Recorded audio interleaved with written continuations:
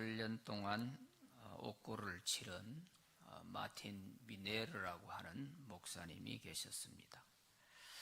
이 당시 본헤프 목사님만 그런 것이 아니고 의식 있는 많은 목사님들이 히틀러 정권에 대해서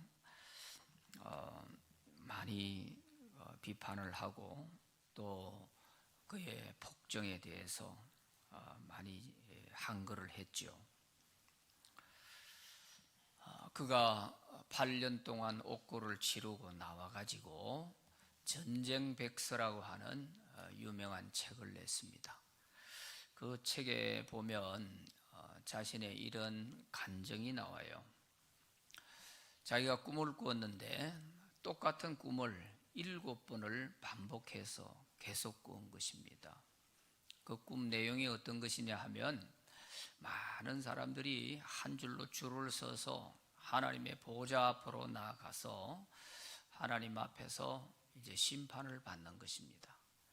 그래서 그 심판의 장면이 너무나도 위험이 있어서 다른 사람을 쳐다볼 겨를이 없이 그저 자기네 죄를 하나님께 고하면서 용서를 빌고 있었던 것입니다. 그런데 자기도 그 줄에 서 있었던 거예요. 그런데 이 미네르 목사님이 자꾸만 어떤 한 사람이 보니까 다른 사람들은 자기 죄를 구하기도 다급해서 그러는데 이 사람은 자꾸만 뒤를 돌아보면서 변명을 늘어놓는 것입니다. 중얼거리면서 변명을 하는 거예요. 그래서 누군가 하고 자세히 봤더니 그 사람이 바로 히틀러였습니다. 히틀러라는 사실을 알게 되는 그 순간 하나님으로부터 음성이 들려왔습니다. 히틀러가 이렇게 된 것이 바로 네 책임이다 하는 음성이었습니다. 이 말을 들었던 마틴 미네르 목사님이 큰 충격을 받았습니다. 네가 8년 동안 히틀러 정권에 항거만 했지 한 번이라도 그에게 가서 전도를 해보았느냐 하는 음성이었어요. 가만히 생각해 보니까 그게 사실이었습니다. 잘못됐다고 비난만 하고 항거만 하고 대모만 하려고 했지 그에게 직접 가서 내가 전도해야겠다 이런 생각은 한 번도 해보지 않았다는 것입니다. 그러면서 네가 히틀러에게 전도를 했더라면 그가 그 무서운 폭군이 돼서 이런 전쟁을 일으키지는 않았을 것이다 하는 것이죠. 전쟁을 일으킨 죄값이 바로 네가 전도하지 않는 데 있다 하는 것이었습니다. 그래서 이 목사님이 가슴을 치며 회개를 하고 바로 이 전쟁의 책임이 히틀러가 아니라 바로 나에게 있습니다 이러면서 고백하는 그런 내용이 나오는 것입니다. 오늘 읽은 말씀에 보면 삭개오 세리장 삭개오를 예수님이 전도하신 내용이 나옵니다. 이 삭개오는 세리입니다. 그것도 세리를 오래 하다 보니까 여리고 세무소의 세무소 서장 정도가 된 거예요. 세리장이었습니다. 그는 돈도 많이 벌었습니다. 부자라고 했습니다. 유대인들은 세리들에 대해서 손가락질만 하고 비난만 하고 저 사람들은 우리 민족을 팔아먹는 저런 매국노라고 이렇게 비난만 했었지 이 삭개오에 대해서 진정한 전도하려고 하는 그런 마음은 아무도 안 가졌던 것이죠. 그래서 예수님은 의도적으로 이 여리고로 가시게 됩니다. 1절에 보면 예수께서 여리고로 들어 지나가시더라 그랬습니다. 아무도 전도하지 않고 비난만 하는 이런 삭개오에 대해서 예수님이 의도적으로 여리고로 가시는데 바로 이 삭개오를 의식하고 가신 것이죠.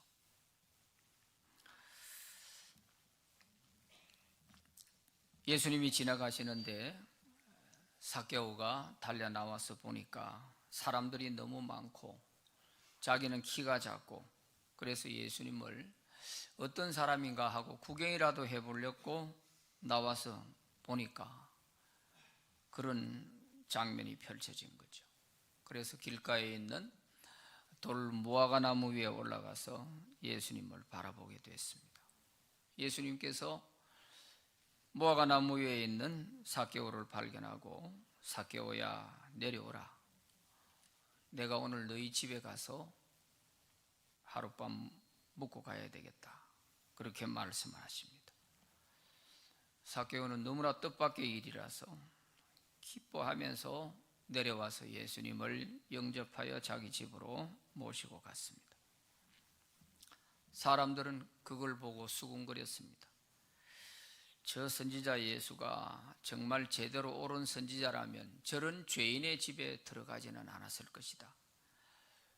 저 삭개오가 세리라는 것을 안다면 저러지는 않았을 것인데 하면서 수군거렸어요. 7절 말씀에 보면 뭇사람이 보고 수군거려 이르되 저가 죄인의 집에 유하러 들어갔도다 하더라. 삭개오만 비난하고 정죄하는 것이 아니라 이제 하나님의 아들이신 예수님마저도 이렇게 수군거리고 비난하고 있는 것입니다. 이게 이 당시 유대인들의 모습이었어요. 그런데 예수님을 자기 집에 모시고 간 삭개오는 예수님이 아무 말씀도 하지 않으셨는데 예수님 앞에 서 있는 삭개오 자기 자신이 어떤 마음이 들었었는지 주님, 내 갖고 있는 모든 전 재산의 절반을 가난한 사람들에게 나누어 주겠습니다. 또 내가 혹시 세리로서 일을 하는 동안에 남에게 무리하게 세금을 징수하고 빼앗은 것이 있다면 4배로 내가 갚아주겠습니다. 여기에 4배로 갚는다는 말은 성경의 율법에 나와 있는 그러한 원칙대로 내가 갚아주겠다는 거예요.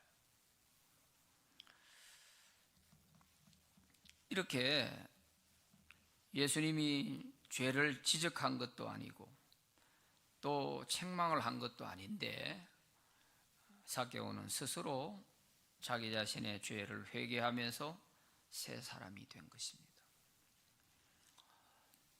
유대인들처럼 손가락질만 하고 비난만 하고 수군거리기만 하고 뒤에서 앞에서는 말도 못하면서 뒤에 돌아서서는 이렇게 늘 삭개오를 욕하는 이런 유대인들의 그 모습은 아마 끝이 없을 거예요. 계속해서 아마 그렇게 비난만 하다가 끝났을 거예요. 그런데 예수님이 찾아가셔서 그를 만나 주셨을 때 그는 새 사람이 되었습니다. 도둑질하고 저 나쁜 놈이라고 욕하고 있었더라면 삭개오는 새 사람이 될 수 없었을 거예요. 점점 더 아마 유대인과 더 적대적인 그런 마음을 가지게 됐을 것입니다. 이처럼 복음이 들어가게 되면 구제불능이라고 우리 사람들이 이렇게 판단하는 사람도 새 사람이 될 수 있는 거예요. 삭개오가 회개하니까 유대 사회에서 유익한 사람이 되잖아요. 가난한 사람을 위해서 자기 전 재산의 절반을 내놓겠다고 하고 잘못한 게 있으면 4배를 말씀대로 갚아주겠다고 하고 이런 사람이 되잖아요. 바리새인들처럼 하나하나 따져가면서 뭐 말씀대로 산다고 하는 그런 유대인보다 삭개오가 더 하나님 말씀대로 사는 사람이 됐잖아요.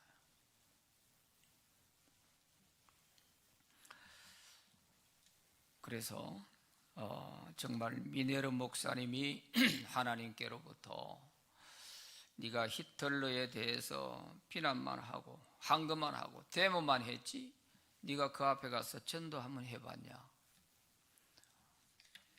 이 모든 전쟁의 책임은 네 때문이다.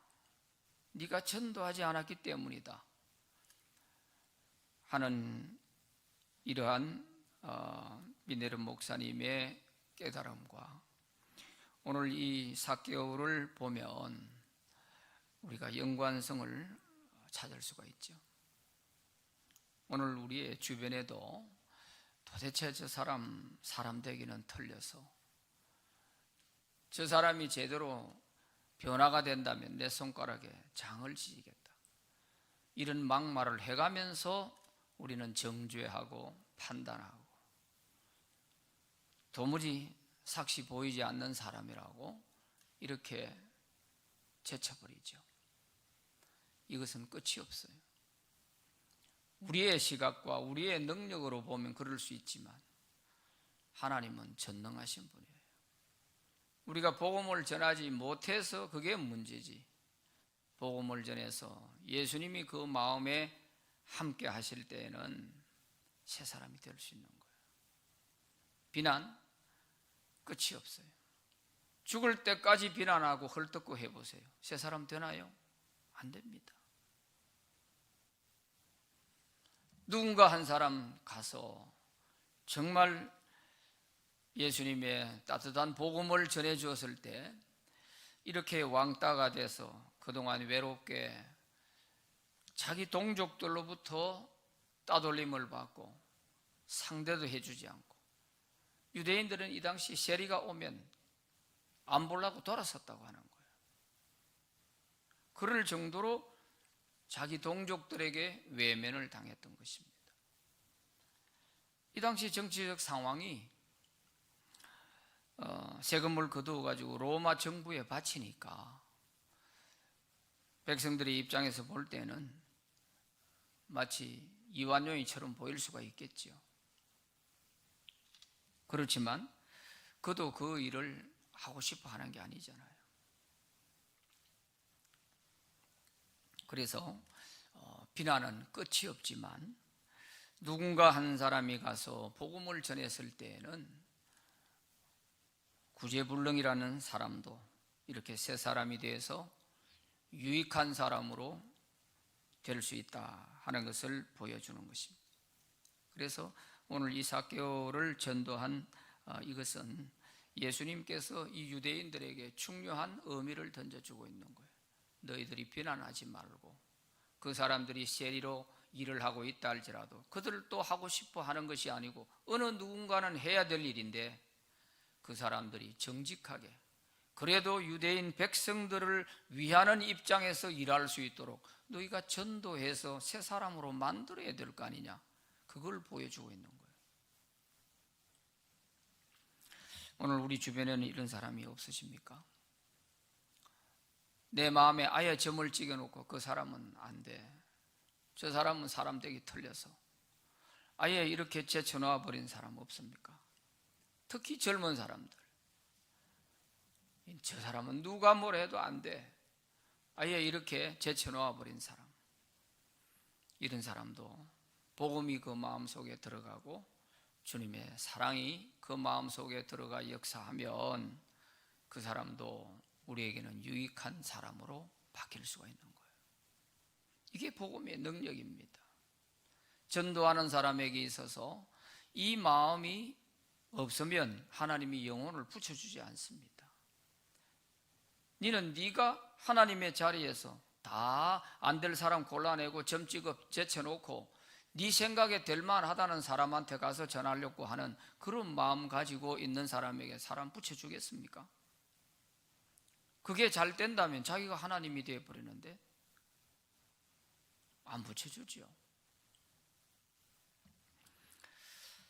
그래서 늘 뒤에서 수군거리고 비난이나 하고 손가락질이나 하고 자기가 어려운 것처럼 세리를 욕하던 이 유대인들이 이 사건을 보았을 때 자기들의 부끄러운 점을 깨달아야 되는데, 예수님이 삭개오 집으로 가자, 너희 집에서 하룻밤 묵고 가겠다고 할 때 더 수군거리고, 예수님마저 수군거리고 있잖아요. 이것 하나의 습관이에요. 불평, 원망, 뒷담화하고 수군거리고 하는 거, 이것도 하나의 한 번, 두 번 하다 보면 습관이 돼요. 습관. 자기가 하나님의 자리에 있는 거예요. 그래서 하나님의 교회도 지 생각대로 판단하는 거예요. 하나님이 세운 교회, 주인이 하나님이신데 자기가 교회가 이 모양이니 저 모양이니 뭐 어쩌니 하면서 판단을 하는 거예요. 누구를 판단한다는 거예요? 하나님을 판단하고 있어요. 우리가 사람을 판단한다는 것은 바로 내가 하나님의 자리에 있는 교만입니다. 그래서 이 삭개오를 판단하고 제쳐놓고 정죄하고 저 사람은 구제불능이라고, 도저히 될 수 없는 사람이라고 이렇게 하던 그 사람들을 예수님이 만나 주신 게 아니고, 여리고에 수많은 사람들이 있었지만 그래도 이 삭개오를 예수님이 만나 주시는 이유가 뭘까요? 이런 사람들이 새 사람이 되어가 변화되는 이런 모습을 보면 여리고 사람들은 정말 가슴을 치며 회개해야 되잖아요. 야, 주님이 우리를 안 만나 주시고 저 사람을 만나 주신다. 우리가 무엇이 잘못됐나? 이걸 돌아보면서 오히려 회개해야 될 텐데 그러질 못하죠. 이 당시 여리고는 이 농사를 많이 잘 지을 수 있는 그런 기름진 땅이 많아가지고요, 다른 도시들보다도 세금이 많이 거두어졌다고 해요. 그래서 여리고에 있는 세무소에는 엄청나게 세금이 많이 거두어지는 그런 곳이라고 하는 거예요. 이런 세무소에 서장 정도 될 정도로 삭개오가 세리장이 되어 있었으니요, 정말 그 많은 세월 동안 동족들로부터 얼마나 많은 비난과 또 손가락질을 받아왔겠습니까? 그런데 예수님은 이런 삭개오를 만나서 새 사람이 되게 해주셨어요. 그리고 구원을 선포했습니다.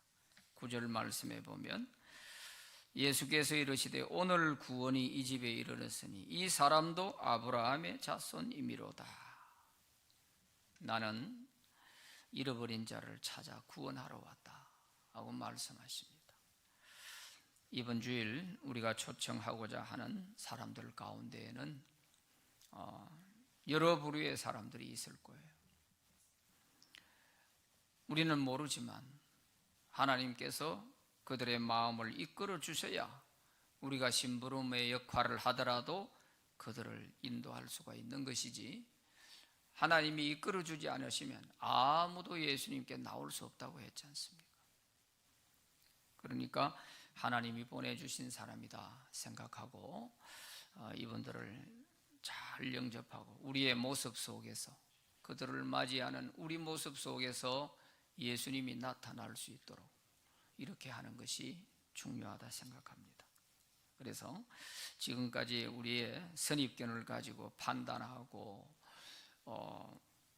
내가 하나님의 자리에서 이렇게 저렇게 판단했던 이 모든 생각들은 깨끗하게 싹 지우고, 어떤 사람이라 할지라도 저 사람도 예수 믿으면 새 사람 될 수 있고 구원받을 수 있다. 저 사람도 구원받으면 나보다 더 유익한 사람이 될 수 있다. 삭개오가 마치 그 많은 재산을 가지고 있으면서도 자기의 절반의 재산을 가난한 사람 위해서 내주겠다고, 누가 시킨 것도 아닌데 이렇게 되지 않습니까? 평생 내가 예수 믿으면서도 내 거 하나 다른 사람에게 내주는 것조차도 할 수 없었던 이런 내 자신에 비하면 너무너무 훌륭한 사람이죠. 이게 바로 새 사람이 되는 거예요. 평생 예수 믿으면서도 나는 이렇게 못하잖아요. 나보다 낫죠. 그러면서도 나는 구원받은 의인이라고 자꾸 다른 사람들을 정죄한단 말이죠. 그렇지 않습니다.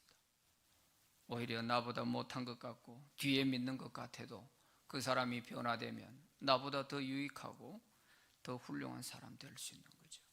그래서 이제까지 우리가 정죄하고 비난한 이런 부분들이 생각난다면 이 아침에는 철저히 회개하시고, 그래야 나에게 하나님이 영혼을 붙여주세요. 내가 하나님께로 영혼을 인도하는 도구로 쓰임받을 수가 있는 거예요. 비난해가지고 해결이 안 돼요. 그 사람이 그렇게 되는 거 다 네 책임이야. 오히려 하나님은 우리에게 그렇게 말씀하실지 모르죠.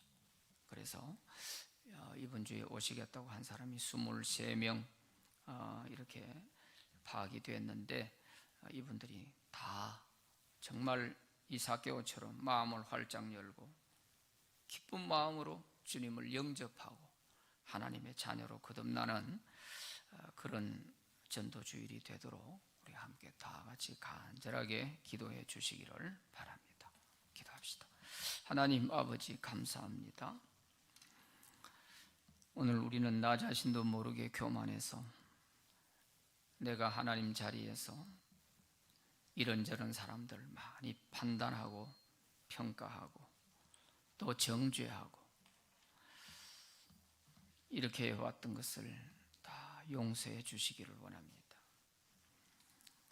하나님보다 오히려 더 내가 하나님인 것처럼 그렇게 사람들을 판단했던 것, 정말 하나님 죄송합니다.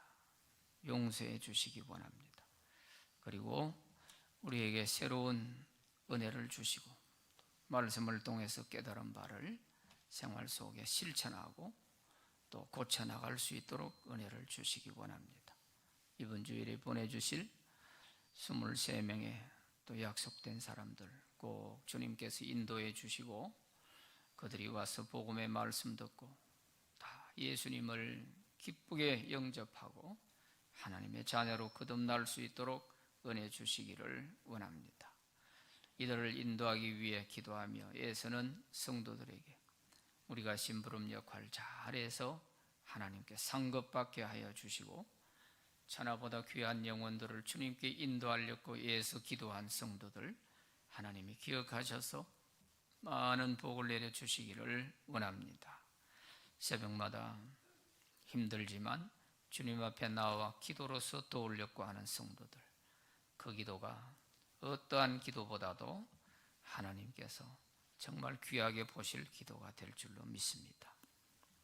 꼭 사단의 방해들을 다 막아주시고 우리 입술에 예사로 던지는 말 한마디가 그들에게 마음문을 닫아버리게 하는 일들이 일어나지 않도록 곳곳에 하나님의 천군 천사를 세워주셔서 다 막아주시기를 원합니다. 그리고 또 전국 장로회 수련회에 참여하고 있는 우리 원로 장로님과 또 은퇴 장로님 건강하게 지켜주시고 하나님께서 수련회 통하여서 많은 은혜 받고